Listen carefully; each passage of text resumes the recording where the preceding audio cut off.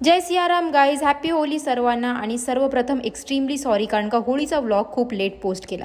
So होळीची सुरुवात काकूने पुरण वाटून केली. त्यानंतर गेले आजीकडे बनवली पुरणपोळी. आणि नुसती बनवली नाही तर खाल्ली सुद्धा, आणि खूप टेस्टी झाली होती पुरणपोळी. त्यानंतर घेतली मांजराची भेट आणि आम्ही निघालो थेट होळी मातेचे दर्शन करायला काकू आणि आजीसोबत. आणि रस्त्यात गेल्यावर अरे बापरे, हे काय लागलं. तुम्हाला माहिती आहे, हे रात्री खूप हॉरर दिसतं, सकाळी एवढं काय वाटत नाही.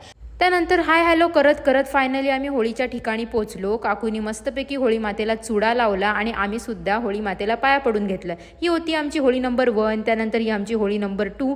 त्यानंतर ही आमची होळी नंबर 3, जी होती लहान चिमुकल्यांची. त्यानंतर मी गेले गणपती बाप्पाच्या मंदिरात आणि फायनली आम्ही निघालो पोयनाडला जायला, कारण का आम्हाला थोडीशी शॉपिंग करायची होती. आणि रस्त्यात जाता जाता आम्हाला लागली नाकाबंदी, कारण बुरा ना मानो होली है.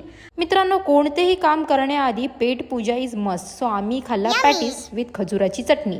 आणि त्यानंतर आम्ही प्रॉपर पोयनाडमध्ये प्रवेश केला आणि आम्ही गेलो कपड्याच्या दुकानात, कारण का भावाला शर्ट घ्यायचा होता.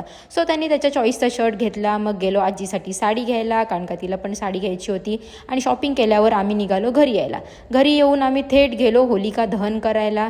होली दहन करायला टाईम होता. मग तिकडे सगळ्या लेडीजचे डान्स चालू होते. आता लेडीज डान्स करतायत, सो जेंट्सनी पण काहीतरी केलं पाहिजे. सो त्यांचे गेम्स चालू होते. आणि दिदी आली होती, तिला भेटली दादाची मुलगी. त्यानंतर होलिका दहन करायचा टाईम आला. सगळ्यांची नेगेटिव्ह एनर्जी जी काय होती ती बर्न केली आणि त्यानंतर सगळी गेली घरी.